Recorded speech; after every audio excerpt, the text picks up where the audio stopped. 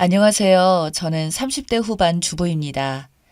제가 이렇게 사연을 보내게 된 이유는 우리 시어머니, 아니 우리 엄마가 너무 그리워서 그분의 큰 사랑에 감사한 마음을 전하기 위해 이렇게 글을 쓰게 되었습니다.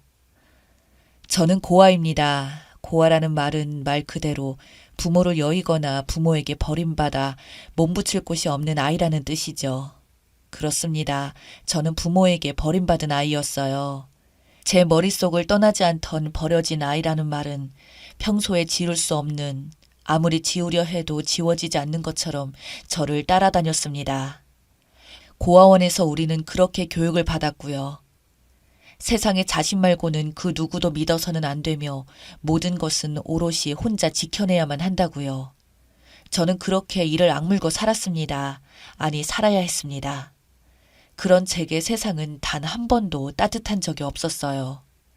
어쩌다 친구를 사귀게 되어 친구 집에 놀러 가게 되면 첫 질문은 엄마 아빠는 뭐 하시니 또는 너는 어디에서 사니였습니다. 제 입에서 고아라는 말이 나오거나 고아원에서 산다는 말을 하면 친구 부모님의 얼굴은 창백해졌죠.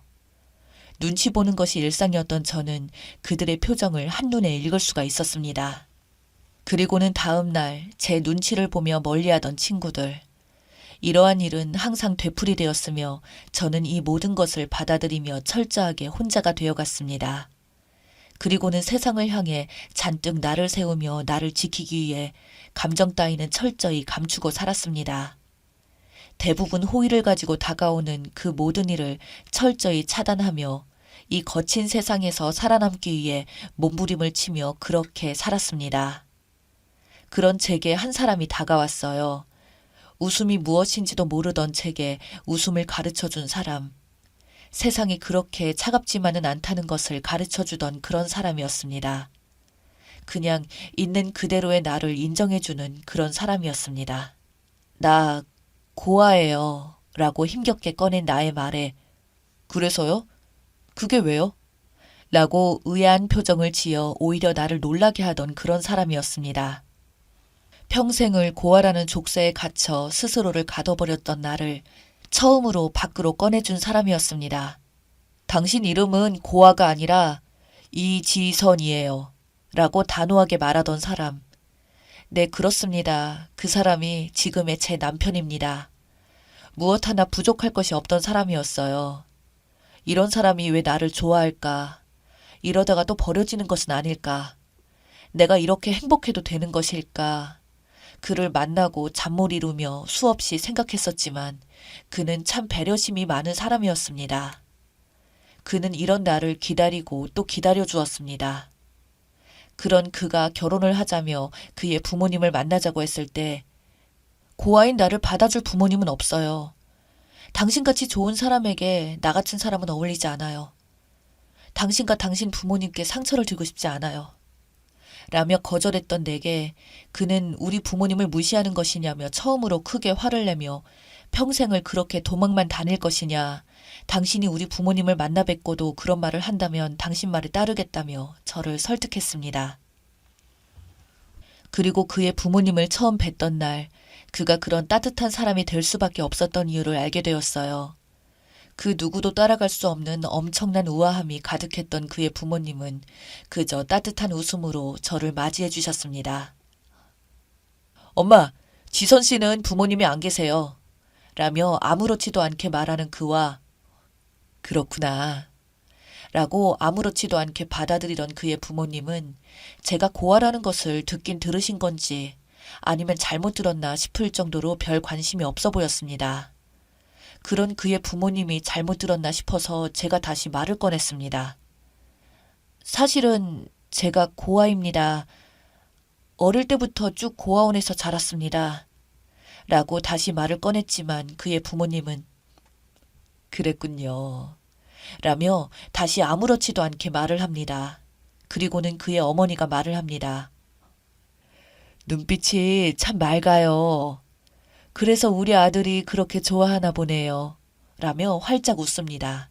그러고는 나도 지선 씨의 맑은 눈이 참 좋네요. 눈은 사람의 모든 것을 대신하죠. 라고 말을 합니다. 그 순간 나도 모르게 눈물이 쏟아졌어요. 주체할 수 없을 정도로 눈물이 쏟아져 나왔습니다.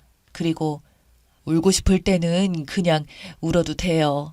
라고 말하며 저를 가만히 안아주던 그의 어머니와 그 옆에서 괜한 말을 해서 애를 울렸다며 걱정스럽게 말하던 그의 아버지의 모습에 저는 더 큰 소리로 울어버리고 말았습니다. 단 한 번도 느껴보지 못했던 그 따뜻한 배려에 저는 그렇게 처음으로 고아라는 족쇄에서 벗어날 수가 있었습니다. 가족이 무엇인지 처음으로 알게 되었던 그날, 아니 처음으로 가족이 생긴 그날은 평생 잊지 못할 기억이 되었습니다. 그렇게 그와 결혼을 하고 정말 행복한 나날이 계속되었습니다. 그의 부모님은 정말 좋은 분들이셨습니다. 남편보다 더 의지를 할 정도로 너무 좋은 분들이셨어요. 정말 딸처럼 아낌없이 사랑해 주셨습니다. 고등학교 졸업장이 전부인 제게 공부를 더 해보면 어떻겠냐고 제안을 해주시던 분들, 꼭 대학이 아니어도 괜찮으니 혹시 하고 싶은 공부가 있으면 더 하라고 해주셨습니다. 아낌없이 지원해 주시겠다고요. 대학 시험 보러 가던 날 도시락을 싸서 아침 일찍 응원을 하러 오셔서 아침부터 저를 펑펑 울게 만들던 분들이셨습니다. 내가 왜 이런 행복을, 이런 사랑을 받아도 되는지 불안하기까지 한 그런 날들이 계속되었고, 그렇게 아이를 낳고 어머님 아버님께서 아이를 돌봐주시고 저는 일을 할 수가 있었습니다. 모든 결정은 제가 할 수 있도록 해주셨고 제 결정을 우선으로 존중해 주셨습니다. 정말 많은 것들을 일깨워 주시곤 하셨습니다. 너는 더 많은 것들을 누려도 될 만큼 소중한 아이란다. 어떠한 결정 앞에 설 때마다 제게 용기를 주시던 우리 어머님. 어머님, 당신 덕분에 저는 제 아이에게 당신이 했던 말을 그대로 전해주고 있어요. 당신에게 받은 사랑을 나의 소중한 아이에게 제대로 정성껏 전해주고 있습니다. 그런 저희 어머니가 아프셔서 글을 쓰게 되었습니다. 하늘이 무너져 내리는 것이 이런 것이구나 라며 몇 날 며칠을 울었을까요? 점점 병에 지쳐가시던 어머님을 위해 회사를 그만두고 병간호를 시작했습니다. 제발 우리 어머님을 살려달라고 얼마나 많은 기도를 했을까요? 세상의 모든 신들에게 기도를 했던 것 같습니다. 제발 내게서 우리 어머니, 아니 엄마를 뺏어가지 말아달라고요. 어머님은 간이 좋지 못하셨습니다. 간을 이식받아야만 했습니다. 남편과 어머님과 어머님의 형제분들이 검사를 받았지만 적합자가 없었습니다. 아버님은 자식을 하나만 낳은 것을 후회하시면서 그렇게 눈물만 흘리셨고 저는 남편이 처음으로 무너지는 모습을 지켜봐야 했습니다. 그런 가족들에게 제가 검사를 해보겠다고 했습니다. 아들도 맞지 않는데 너가 맞겠냐며 다들 말렸지만 저는 그 혹시 모르는 그 1%이더라도 해봐야 한다고 검사를 했고 그렇게 검사 결과가 나오던 날 어찌나 떨리던지 떨리는 손을 부여잡고 부디 적합하기를 간절히 기도했습니다. 그리고 놀랍게도 제가 적합하다는 그 말을 듣고 저는 알 수 있었습니다. 어머니와 제가 그냥 우연히 만난 것이 아니란 것을요. 그렇게 어머니께 이제 다 괜찮다고 말을 꺼냈지만 어머니의 대답은 뜻밖이었습니다. 지선아, 네 마음은 정말 고맙구나. 하지만 부모는 말이야, 자식에게 위험을 주면서까지 살고 싶어 하지는 않는단다. 모든 어미가 그래. 자식이 잘못될 수도 있는데 나 살겠다고 자식을 아프게 하는 어미는 없단다. 훈이가 적합하다고 해도 엄마는 그랬을 거야. 또다시 눈물이 흐르는 것을 감추며 이번에는 제가 단호하게 말을 했습니다. 그럼 엄마가 죽어가는데 가만히 보고 있을 자식이 어디 있냐고요. 남게 될 자식들 생각은 안 해보냐고요. 적합하다는 판정이 나왔는데도 시도도 안 해보고 그냥 그렇게 보내냐고요. 그럼 남겨진 우리는 어떠한 마음으로 살아가야 하는 거냐고요. 어머니는 지금까지 제 결정을 존중해주지 않았느냐. 이번에도 존중해달라고 저는 정말 단호하게 말했습니다.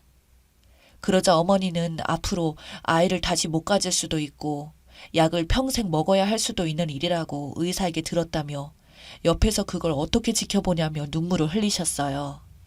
엄마란 이런 것이었네요. 자식이 항상 먼저인 사람. 그런데 저를 낳아준 엄마는 어떻게 저를 그렇게 버릴 수 있었을까요? 엄마는 이렇게 자식만 생각하고 자식이 아플까봐 걱정만 하는 존재인데 말입니다. 가슴이 미어진다는 말이 이런 말이었네요. 그런 어머니와 수술실로 들어가는데 저는 정말 하늘에 감사드렸습니다. 제가 어머니께 해드릴 수 있는 무엇인가가 있다는 것이 얼마나 감사한지요. 아니, 이제 어머님과 내가 정말 무엇인가로 연결되어 있다는 생각에 정말 행복했습니다. 이제 정말 어머니의 딸이 되는구나 하는 생각에 안도감마저 들었습니다. 그렇게 우리는 모든 것이 다 잘 될 줄 알았습니다. 제가 적합자인 것조차 기적이었으니까요. 우리는 그렇게 기적이 일어날 줄 알았습니다. 하지만 세상은 정말 무심하게도 저희에게서 어머님을 데려가 버렸습니다. 이식수술로 처음에는 괜찮았으나 갑자기 안 좋아지면서 어머님은 그렇게 떠나가셨습니다. 너무 허무해서 눈물도 나오지 않더라고요. 믿기지도 않았고요. 세상이 유독 나에게만 이렇게 가혹한지 이해할 수가 없었습니다. 다들 행복하기만 한데 내가 행복해지면 안 되는 것인지 좌절하고 하루하루 참을 수 없는 불합리함에 신을 원망하고 있을 때 이모님이 찾아오셨습니다. 어머님의 남기고 간 것을 전해줘야 한다면서요. 그렇게 이모님은 어머님께서 꼭 혼자 열어보라고 했다며 당부하셨고 잠시 후 이모님은 돌아가시고 어머니께서 주신 상자를 가만히 바라보는데 갑자기 폭풍처럼 눈물이 쏟아집니다. 하지만 저는 감히 상자를 선뜻 열어보지 못했습니다. 몇 날 며칠을 눈물만 흘리다가 상자를 열어본 어느 날 저는 심장이 멎는 듯한 아픔을 느껴야만 했습니다. 그곳에는 사랑하는 내 딸아라고 시작하는 어머니의 편지와 통장이 하나 있었습니다. 너가 이 상자를 열어보았다면 나는 이미 이 세상에 없겠구나 라고 어머님은 혹시 모를 죽음에 대해 미리 준비하셨던 것 같습니다. 그리고는 엄마가 오래오래 살아서 너를 지켜주고 싶었는데 너무나 미안하구나. 딸에게는 엄마가 꼭 있어야 하는데 우리 딸 앞으로 어떻게 지낼지 엄마가 걱정이 많아. 너의 정성에도 불구하고 이 못난 엄마는 너에게 상처만 주고 떠나는구나. 사랑하는 딸아, 항상 비상금은 있어야 한단다. 이 엄마가 결혼할 때 너희 외할머니가 통장을 하나 주더구나. 항상 지니고 있으면 든든할 거라고. 엄마는 살면서 힘이 들 때마다 할머니가 주신 그 통장을 열어보며 힘을 냈어. 우리 딸도 그랬으면 좋겠구나. 너가 힘이 들 때마다 엄마 생각하면서 잘 이겨냈으면 좋겠구나. 우리 딸 처음 보던 날 너의 맑은 눈이 다시 생각나는구나. 이번 생에는 비록 조금 늦게 왔지만 다음 생에서는 조금 더 빨리 엄마에게 와주렴. 다음 생에서도 엄마 딸 하자꾸나 딸아. 사랑하는 내 딸아, 너는 참 소중한 아이란다. 너는 더 많은 것을 누려야 한단다. 잊지 마렴. 항상 너를 소중히 생각하렴. 사랑하는 내 딸. 사랑하는 우리 엄마, 그곳에서는 아프지 마세요. 이제 딸 걱정은 하지 말고 편히 쉬세요. 사랑하는 우리 엄마, 당신의 커다란 사랑을 감히 따라갈 수 있을지 모르겠으나 나는 앞으로 당신의 딸로서 창피하지 않게 베풀고 배려하고 살겠습니다. 다음 생에 저도 꼭 엄마 딸로 같이 오래오래 살아요. 엄마 사랑해요. 당신이 너무너무 보고 싶은 날입니다. 사랑합니다.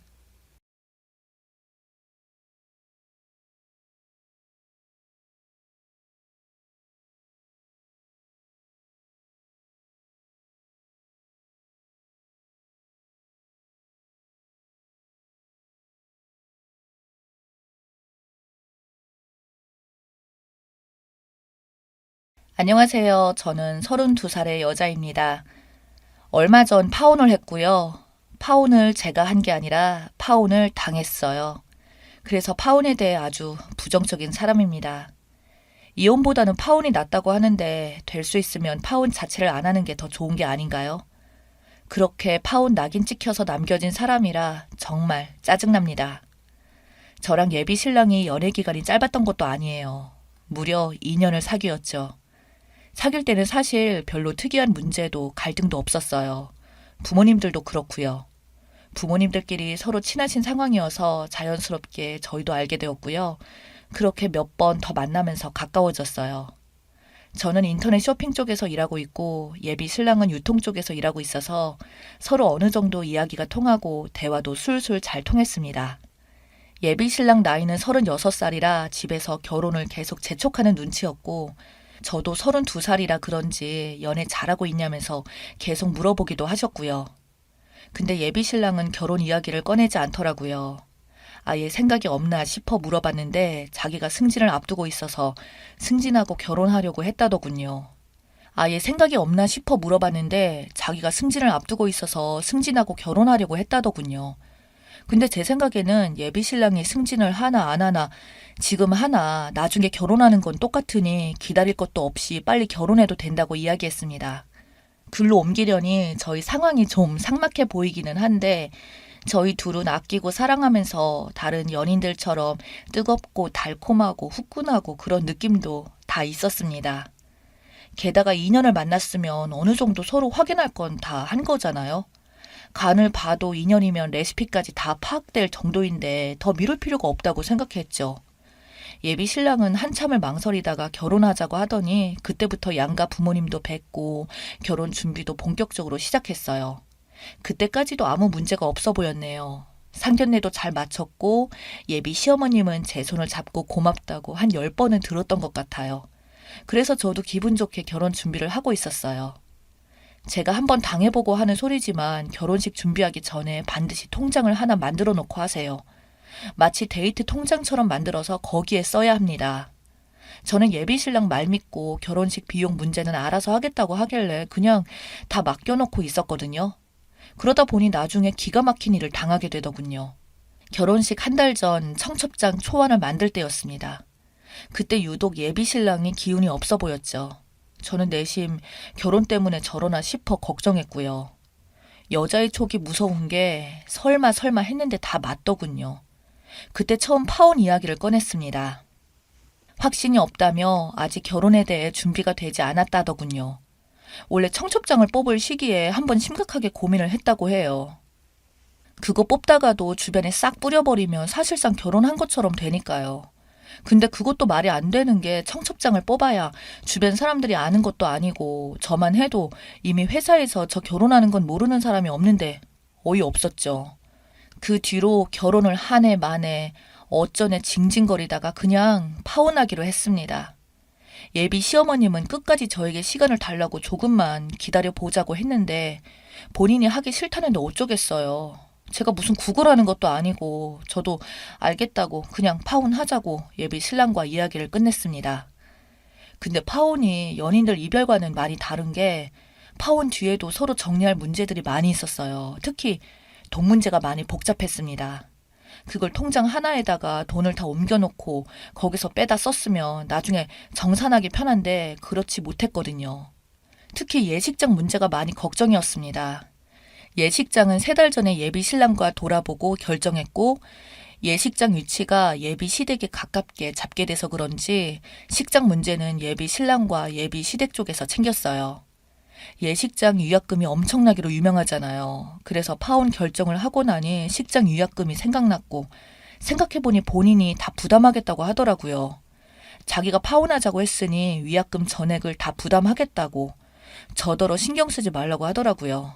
그래서 신혼여행 위약금도 알아서 한다고 했습니다. 사실 그 말이 맞는 말이면서도 본인이 저렇게 알아서 한다고 하니 기분이 묘하더라고요. 걱정되었습니다. 파혼당한 마당에 그러고 있으니 한심하긴 했죠. 근데 그런 저의 한심한 덕분에 나중에 알게 된 거예요. 처음에 예식장 알아볼 때도 조금 이상하긴 했는데 저희는 웨딩 사진도 따로 업체를 찾아 했거든요. 결혼식을 준비할 때는 그렇게 돈을 아끼려고 하더니 파혼 후에 저렇게 돈을 막 쓰겠다고 하는 게 정말 이상했어요. 다른 사람 같았습니다. 심지어 저희가 결혼 후 쓰려고 청소기 같은 가전 미리 사둔 게 있어요. 그게 좀 값이 나갑니다. 근데 할인을 심하게 해서 미리 사둔 게 하나 있었거든요. 그 청소기도 그냥 저보고 쓰라고 주더라고요. 그러면서 계속 미안하다고 하는데 일단 그렇게 청소기를 받았습니다. 지금은 저희 엄마가 쓰고 계시고요. 엄마는 그 청소기를 쓸 때마다 우셨습니다. 제가 그거 쓰지 말라고 해도 성능이 너무 좋다고 하시면서 울면서 청소했습니다. 저도 가슴이 아프고요. 원래 파오는 돈 문제 그런 걸로 많이 복잡하다고 들었는데 이상하게 너무 깔끔해서 그게 계속 찝찝했습니다. 친구들은 뭐가 이상하냐고 고마운 거라며 결혼했으면 더 좋았을 거라며 아깝다고 하더라고요. 그래도 위약금이 한두 푼이 아니고 전액을 다 한쪽이 부담하고 그걸 모른 척 하기에도 불편해서 전화를 해봤어요. 전 남자친구에게 연락해서 위약금이 얼마 나왔냐고 나도 일정 부분은 부담하겠다고 했었어요. 그렇게 해야 내가 마음이 편할 것 같다고 알려달라고 이야기했는데 자꾸 괜찮다고 얼마 안 나왔다고 충분히 자기가 낼 수 있다고 하더라고요. 거의 30분을 넘게 물어도 대답하지 않길래 점점 이상하기까지 하더라고요. 그래서 다음날 예식장에 전화를 해봤습니다. 위약금이 대체 얼마인지 직접 물어보려고 했어요. 근데 최근에 취소된 예식이 없다고 하는 겁니다. 그래서 제가 잘못 기억하고 있나 싶어서 근처에 있는 예식장은 몽땅 다 연락해봤고요. 그래도 못 찾아서 직접 내려가 봤습니다. 보면 기억하니까요. 진짜 예약하기로 한 예식장이 맞았고 다시 한번 꼼꼼하게 다 살펴봤습니다. 예전에 찍어놓은 사진과 비교하면서 그 예식장을 찾았어요. 곧장 사무실에 가서 물어봤죠. 보름 전에 취소하는 예식이 없냐고 물어보니 없다고 하더라고요. 정말 환장하겠더라고요. 게다가 제 이름도 없다고 해서 결국에는 신랑 이름을 불러주니 그제야 찾더군요. 근데 3달 전에 이미 취소되었다고 예약하고 거의 일주일 만에 바로 취소했다고 하면서 그 담당 직원이 저에게 밝게 웃으며 90일 전에 취소된 예식은 위약금이 발생하지 않아요. 걱정 마세요. 하는 겁니다. 저는 그 말이 더 충격적이더라고요. 그럼 나는 지금 2달 동안 하지도 않을 결혼을 준비한다고 그 난리를 피웠나 싶었습니다. 짝사랑도 아니고 짝결혼도 아니고 이게 뭔가 싶었네요. 제 차 직원에게 물어봐도 대답은 같았습니다. 그래서 곧바로 전 남자친구에게 전화했어요. 아주 따뜻하게 전화를 받더군요. 또 위약금 때문에 전화했냐면서. 이제는 정확한 액수도 말해주더라고요. 지방 결혼식장이라 큰 비용이 아니라고 괜찮다고 하면서 아주 천연덕스럽게 이야기하는데 어이가 없었습니다. 그래서 제가 그럼 신혼여행도 잘 취소했냐고 물어보니 지난주에 이미 취소했다고 그것도 괜찮다고 하며 아주 자상한 목소리로 이야기하더군요. 그래서 곧장 이메일을 확인해봤어요. 전 남자친구 이메일을 들어가서 확인해보니 별다른 취소 메일이 없더군요. 전화해서 물어봐도 당사자가 아니라서 알려줄 수가 없다는 말뿐이었고요. 혹시나 하는 마음에 직접 가보기로 했어요. 어디까지 나를 속였는지 두 눈으로 확인해보고 싶었습니다. 일주일 뒤 원래는 결혼 준비를 해야 하는 날 당일이라 회사는 당연히 가지 않았고요. 그래서 쉬겠다고 하니 힘들겠다면서 3일 정도 쉬다 오라고 하더군요. 그래서 그날 오후에 얼굴을 다 가리고 나왔습니다. 엄마는 그런 제 모습을 보고 뭐가 창피해서 그러냐고 당당하게 살라고 소리를 지르시며 우셨어요. 공항에 도착해서 그때 전 남자친구 이메일에서 확인한 일정표를 보고 모이는 곳까지 저도 가봤습니다. 거기에 제 남자친구가 떡하니 서 있더라고요. 활짝 웃으면서 있는데 순간 무슨 새신랑 같았습니다. 별 생각이 다 나더라고요. 나 말고 다른 여자랑 결혼식을 올린 건가 싶기도 했는데 그때 여자가 오더니 아주 대놓고 팔짱도 끼고 신혼부부가 따로 없었네요. 영상으로 다 찍어놨고요. 그냥 그 자리에서 달려가서 뒤엎고 싶었는데 일단 두고 보기로 했습니다. 그리고는 그대로 전 남자친구 집에 갔습니다. 처음에는 어이도 없고 황당했지만 조금 시간이 지나니 화가 끓어오르더라고요. 그래서 바로 내려갔습니다. 전 남자친구 집으로 갔어요. 당당하게 초인종을 누르고 놓고 온 물건이 있어서 찾으러 왔다고 근데 연락이 되지 않아서 직접 왔다고 했고요. 어머님은 처음에는 엄청 당황하시더니 나중에 저보고 미안하다고 하며 일단 들어오라고 문을 열어주셨습니다. 그렇게 전 남자친구 방을 들어가서 이것저것 다 뒤져봤습니다. 그렇게 싹 뒤지다가 그 여자 여권 사본도 봤고요. 컴퓨터로 메신저 내용도 다 확인하고 정말 기가 찼어요. 결혼을 망설이던 이유가 그 여자였습니다. 보니까 자동차 키도 놓고 갔길래 아주 느긋하게 주인 없는 차에 가서 블랙박스도 다 뒤져봤죠. 보면 볼수록 파혼하길 잘했다는 생각이 들더군요. 저랑 연애할 당시에도 그 여자를 만나고 있었고요. 그럼 저랑 헤어지고 그 여자한테 가면 될 텐데 그러지 못하는 이유가 있었습니다. 유부녀거든요. 집에서는 얼른 결혼하라고 하고 저도 어느 순간부터 결혼 이야기를 계속 꺼내니 거의 억지로 결혼 준비를 시작했고 그 유부녀 아줌마가 옆에서 바람을 넣어서 자기처럼 결혼하지 말고 그냥 파혼하라고 요즘 파혼은 아무것도 아니라고 메신저에다가 아주 도배를 해놨더라고요. 참, 그 집 남편도 불쌍했습니다. 그렇게 그 여자는 남의 집 결혼식을 파투내고 거기다 부족해서 신혼여행까지 따라간 거고요. 어떻게 그런 생각을 할 수 있는지 어이가 없었습니다. 증거들을 싹 다 모아서 나왔고요. 집에 오자마자 증거들을 정리해서 다음날 변호사를 찾아갔어요. 이건 위약금 수준으로 끝날 문제는 아니거든요. 실제로 파혼을 해도 위자료 청구가 가능하다고 합니다. 파혼의 원인을 제공한 사람은 위자료를 줘야 하고요. 제 경우에는 무조건 가능하다고 했어요. 변호사 사무실에서 나오면서 발리에 있는 전 남자친구에게 전화를 걸었습니다. 근데 받지 않더라고요. 그래서 사진까지 찍어서 메신저를 보냈습니다.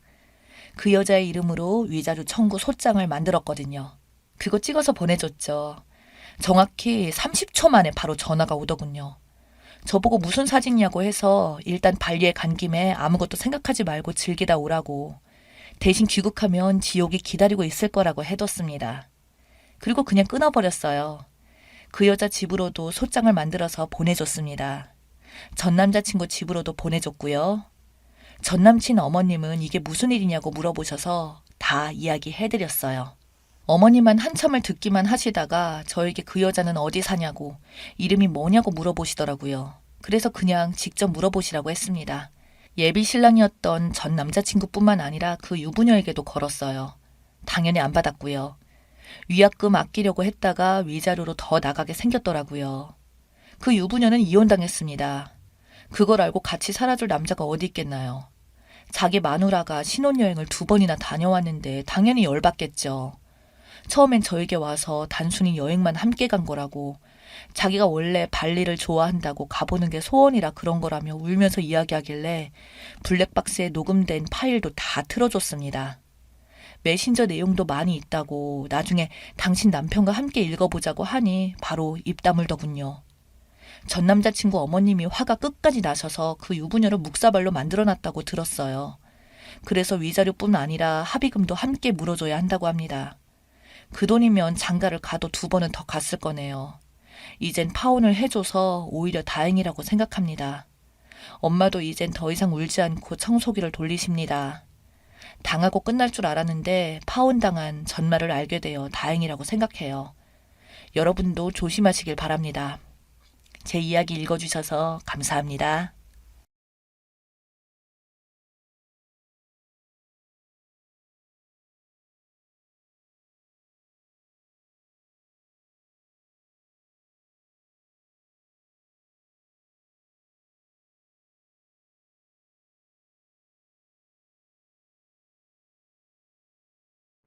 늙고 병들면 사람은 아프고 죽는다.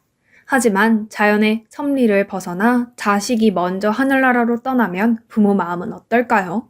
오늘 오랜만에 쉬는 날이어서 주저리 못난 제 인생 좀 읊어보고 여러분들에게 위로를 좀 받을까 싶어서 사연을 보내봅니다. 이 늙은 이야기가 어떻게 들리실지는 모르겠으나 이번 생에 제 인생은 실패인 것 같습니다. 하나뿐인 아들을 정말 어렵게 늦은 나이에 얻게 되었습니다. 병원에서도 기적이라고 불릴 만큼 하늘에서 내려준 축복에 저도 아내도 애지중지 키웠습니다. 넉넉지 않은 부모 아래에서 태어나 말썽 한번 안 부리고 바르게 자란 아들이 너무나 고마워서 내가 해줄 수 있는 것은 다 해주면서 키우리라 하고 마음먹고 자랐어요. 저희 모두 아들이라고 하면 껌뻑 죽는다고 해도 말이 될 정도로 살아왔기 때문에 저희 애가 자라면서 비록 아주 부잣집 아들처럼 크지는 못했지만 그에 준할 만큼 대접받으며 자랐다고 저는 장담할 수 있습니다. 하지만 그렇게 잘 해주면서도 인성적인 교육은 더 시켜야 했던 걸까요? 아들이 커가면서 저는 알 수 있었어요. 아들을 너무 오냐오냐 키웠던 것이 정말 자기가 하고 싶은 대로만 하고 살려고 한다는 걸요. 저희 아들은 자기 부탁을 거절받는 걸 이해하지 못했습니다. 아주 작게는 군것질을 하게 용돈 달라는 부탁이었어요. 아무리 저희가 챙겨주고 싶다고 해도 사정이 아주 여의치는 않았기 때문에 가끔씩은 돈이 없어서 내일 주겠다고 미룬 적도 있었습니다. 하지만 아들은 그런 것들을 하나도 받아들이지 못하고 계속 떼를 쓰고 눈물을 흘리고는 했습니다. 당연히 저로서는 당황스럽고 왜 이러나 싶을 때도 있었지만 그때까지만 해도 안일하게 생각했던 것 같습니다. 원래 아이들은 떼를 쓰는 게 당연하고 저희 아들 역시 그런 애들처럼 행동하는 것뿐이라고 생각했으니까요. 확실히 커가면서 아들은 부탁을 거절받는 것에 있어서 대놓고 운다거나 투정을 부린다거나 하는 일들은 줄어갔습니다. 그러나 늘 그것을 마음에 품으며 마치 무기처럼 저희한테 꺼내는 일이 많았어요. 저번에도 해주기로 했는데 안 해주셨잖아요. 이번에도 그럴 셈이에요. 제가 이런 아들의 성격에 대해 이야기를 하는 이유는 이번에 제가 사연을 정리하면서 말씀드리고 싶은 일이 바로 아들의 부탁을 거절하지 못한 것 때문에 일어난 일이기 때문입니다. 저희 아들은 한 20년 정도 회사 생활을 했어요. 아들이랑 회사에 대해 이야기를 많이 나누지는 않았지만 오랜 시간 한 회사를 다녔기 때문에 저는 아들이 그 회사에 많이 만족하고 있다고 생각했습니다. 그러나 아들은 회사 생활이 만족스럽지 않았나 봅니다. 많은 사람들이 그렇겠지만 아들도 그 안에서 자기 나름의 큰 꿈을 키워오고 있었던 것입니다. 아들이 키우고 있던 꿈은 바로 자기만의 사업을 하는 것이었어요. 아들이 그동안 아무 말 없이 20년이라는 긴 세월 동안 한 회사를 올곧게 다닌 이유도 사업을 하기 위해서는 돈이 필요했었고 어차피 어느 회사에 들어가든 최종적인 목표는 사업이기 때문에 그냥 귀찮게 이직할 것 없이 한 회사에 몸을 담는 게 편했기 때문에 그 회사에 꾸준히 재직했던 것입니다. 주변에 사업하는 사람들이 많지는 않았지만 친구놈들 자식의 이야기를 들어보면 이미 사업하고 있는 애들이 몇몇 있기 때문에 아들이 사업하고 싶다는 이야기가 마냥 놀랍지는 않았어요.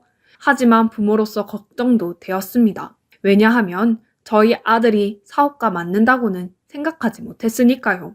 물론 그게 전부는 아닙니다. 아들은 지금껏 회사를 다니면서 돈을 모았지만 그것만으로는 사업을 온전히 하기가 부족하다고 했어요. 그래서 저와 아내에게 투자를 해달라는 식으로 부탁을 했습니다. 저도 최대한 제 돈만으로 어떻게 해보려고 했는데 아버지랑 어머니도 알다시피 사업이 한두 푼 모아가지고 되는 게 아니라서요.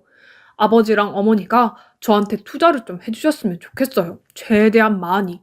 그럼 분명히 성공할 수 있다고 생각해요. 갑자기 무슨 말이니? 조금 당황스럽구나. 사업은 아무나 하는 게 아닌데 준비는 다 하고 말하는 거니? 저에게 있어 유일한 자식의 부탁을 저희는 단칼에 거절할 만한 사람들은 아니었습니다. 하지만 문제가 있다면 저희에게 아들 사업에 투자할 만큼 큰 돈이 없었다는 것이 문제였습니다.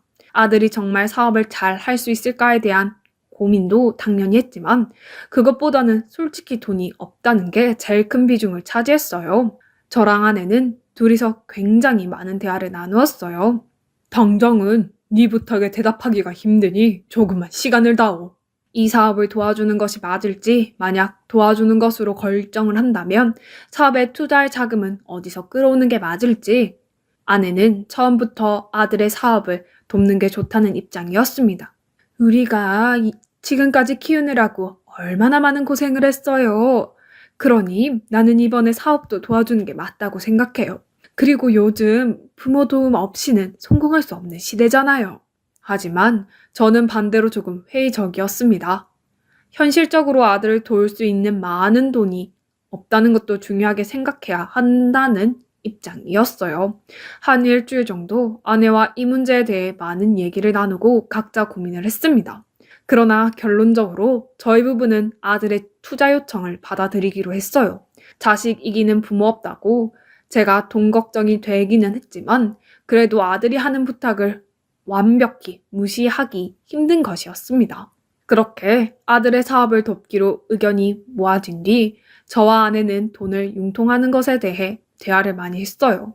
당시 저희가 가지고 있던 재산이라고는 저와 아내가 살고 있는 집과 근처에 있던 아주 조그마한 땅이 전부였습니다. 물론 요즘 세상에 집 있고 땅이 있으면 아주 가난하지 않는 것 아니냐고 하실 수도 있는데 저희가 워낙 시골에 살고 있기도 했고 평수 자체가 그리 넓지 않아서 막상 판다고 해도 엄청난 돈이 나오는 건 아니었어요. 게다가 당장 그걸 전부 팔아서 아들을 도와주고 나면 저랑 아내가 살 곳이 없다는 것이 제일 큰 문제였어요. 물론 최대한 그렇지 않고 다른 방법을 통하는 것도 생각해 봤습니다.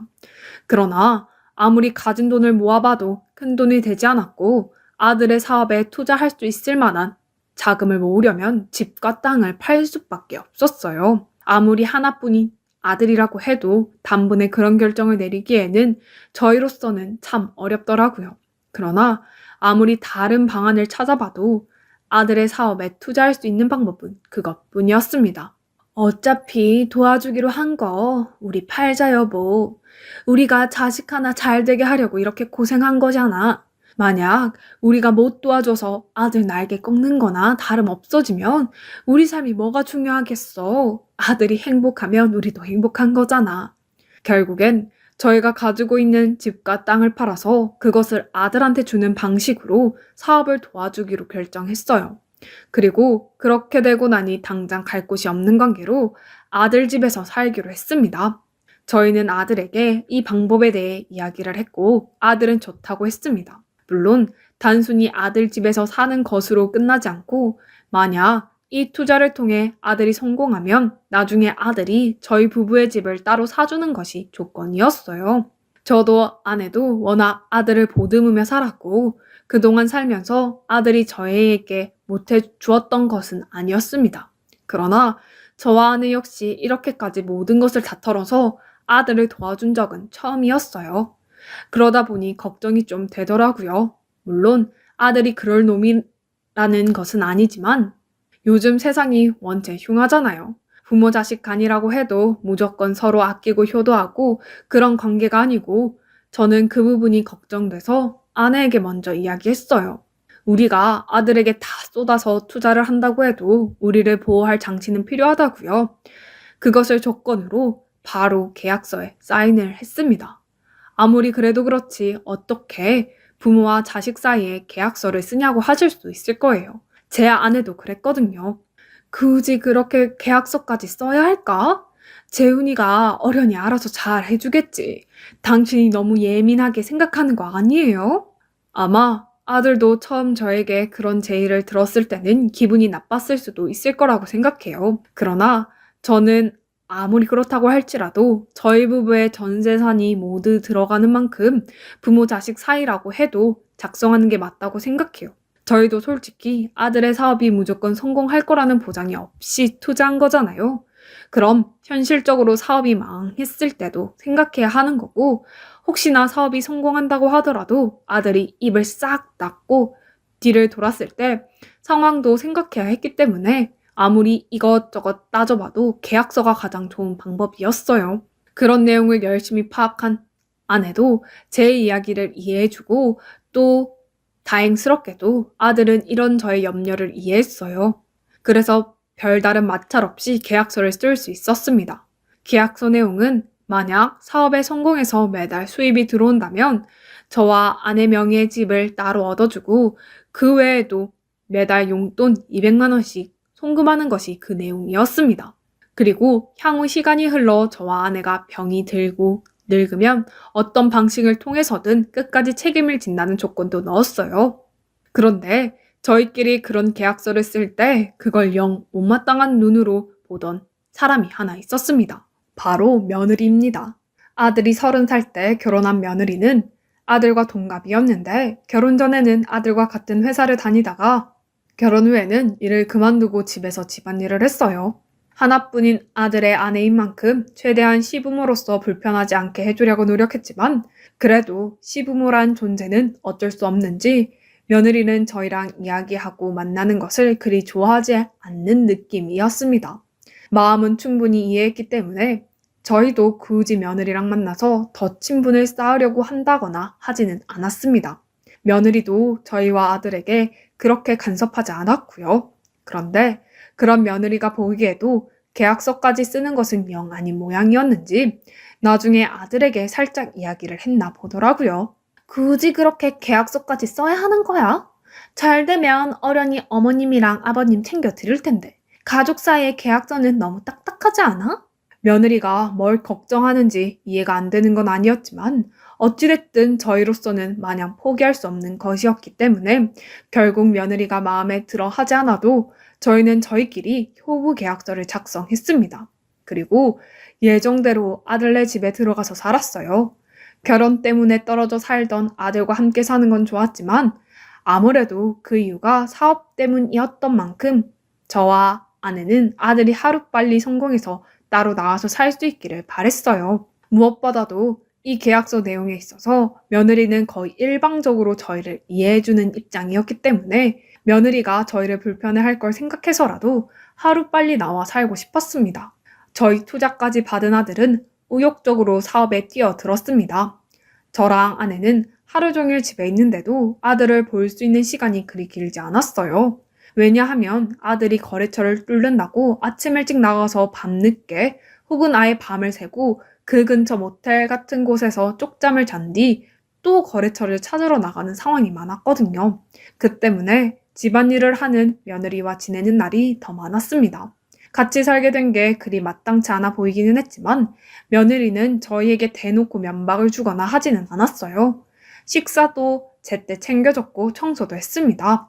물론 그렇다고 나도 며느리가 마냥 반갑지만은 않은 상황이라는 걸 모르는 게 아니었기 때문에 저희도 저희 나름대로 며느리를 도우려고 움직였습니다.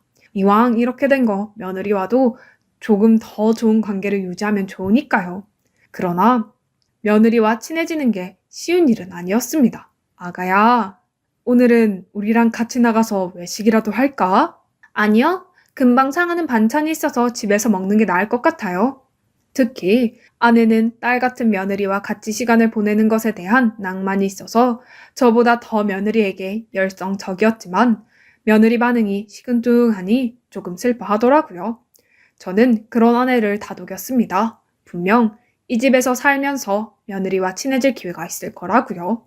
그렇게 저희는 아들 집에서 무려 3년을 함께 살았어요. 그 사이 기숙사 생활을 하던 손주가 들어와서 손주랑도 함께 시간을 보낼 수 있었습니다. 아이라고 하기에는 이미 다 큰 손주였지만 그래도 손주인 만큼 저희는 저희 나름대로 용돈도 주고 손주 챙기려고 갖가지 노력을 했습니다. 물론 그렇게 살면서도 아들 걱정이 안 되는 건 아니었어요. 그 당시 아들은 뭔가 일이 자기 마음대로 잘 풀리지 않는지 매일 집에 오면 어느 때보다 어두운 얼굴을 하고 있었거든요. 식사도 제대로 안 하고 제대로 씻지도 않고서 매일같이 사업한다고 씻고 밖으로 나가기 바빴고요.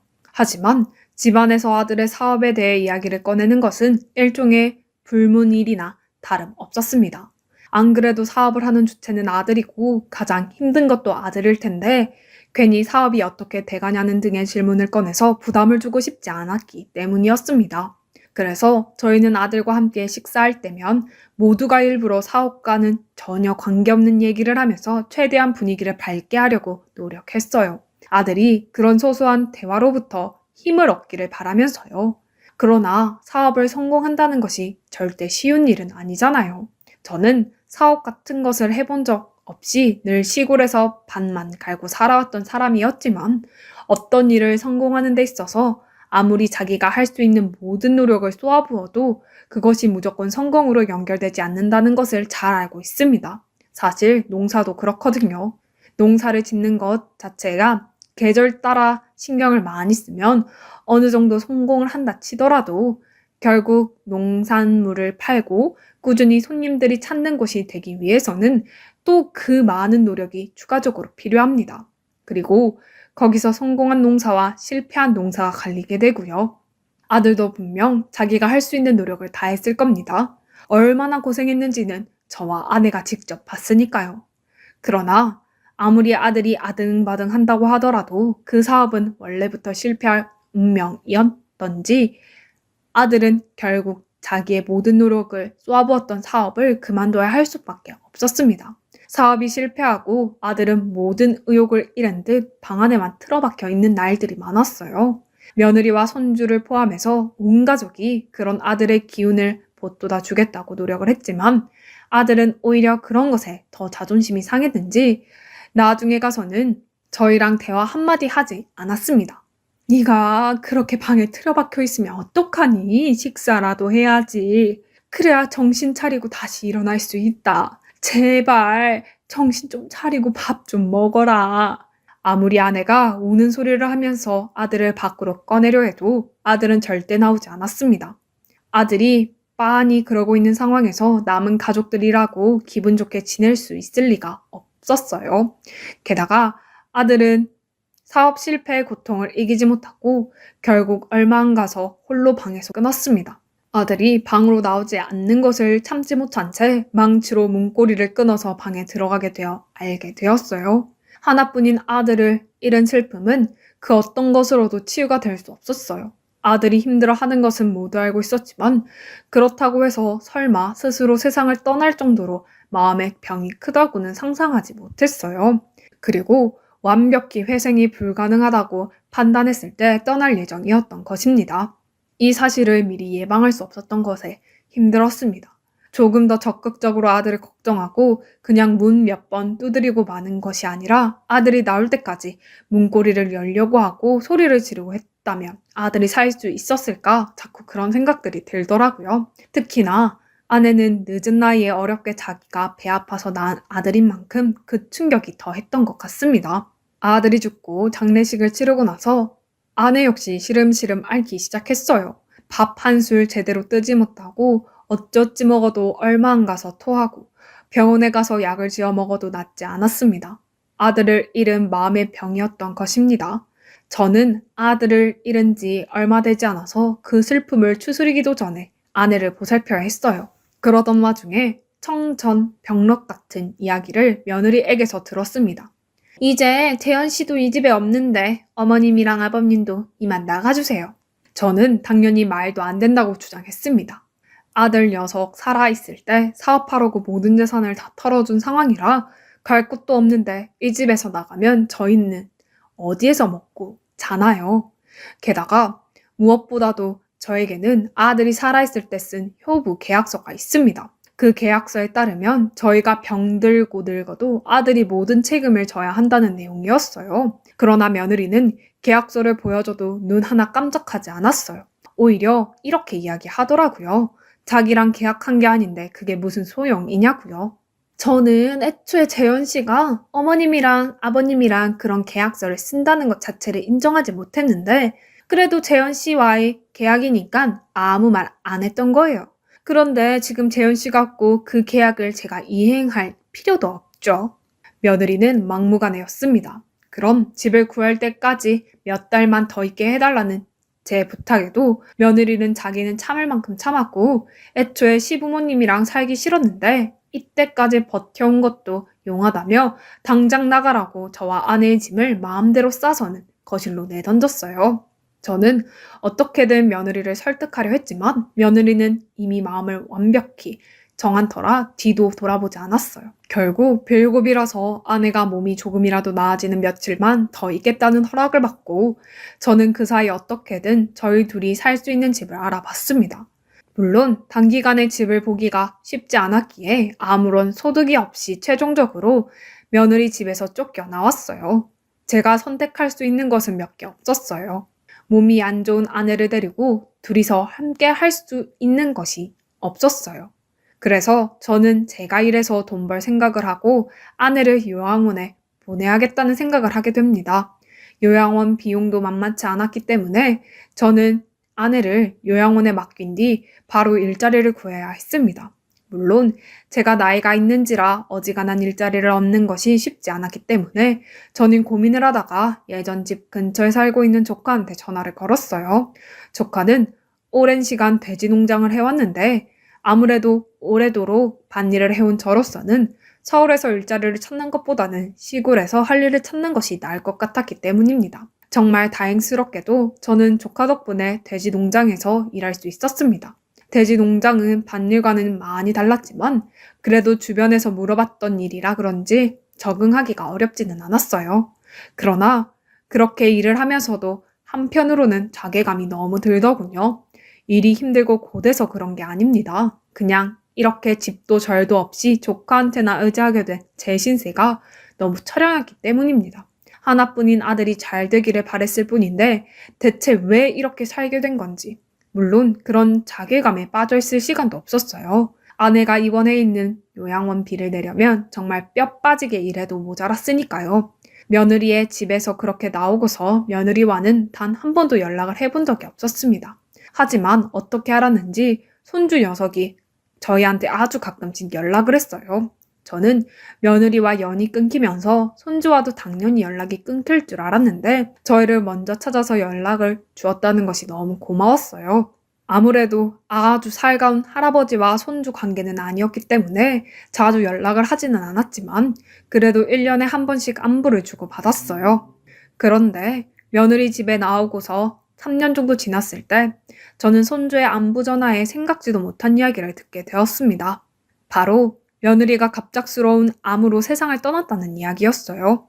기댈 곳이 없어서 엉엉 우는 손주 녀석의 목소리를 들으며 저는 순간 며느리와 함께 살아왔던 생활들이 주마등처럼 스쳐 지나갔던 것 같아요. 솔직히 그렇게 가차없이 쫓겨나고 나서 원망도 많이 했지만 그렇다고 해서 당연히 죽기를 바랬던 것은 아닌데 이렇게 얼마 가지 않아 세상을 떠났다니요. 살아생전 며느리는 아주 건강한 사람이었고 꾸준히 운동도 하고 했습니다. 그런 며느리여서 이렇게 예고도 없이 세상을 떠났다는 게 더 믿어지지가 않았던 것 같아요. 그 전화를 받은 날은 조카한테 몸이 조금 안 좋다고 이야기를 하고 먼저 집으로 돌아와서는 하염없이 며느리 생각, 아들 생각만 했던 것 같습니다. 며느리도 참 그렇게 우리를 버릴 거면 잘 살기라도 하지. 지금도 참 많은 후회가 되고 있어요. 며느리가 죽었다는 소식 이후로 생각이 너무 많아지더라고요. 그냥 아들도 그렇고 며느리도 그렇고 둘이 죽은 게 다 저희 부부 탓인 것만 같습니다. 제가 애초에 아들 사업에 투자를 해달라고 했을 때 절대 안 된다고 못을 박았다면 아들이 죽었을 일도 없을 테고 며느리도 암에 걸릴 일이 없었을 것 같아요. 정말 지금은 아내가 살아있으니 저조차도 살아있는 거지 아내까지 떠나면 제가 어떻게 될지 모르겠습니다.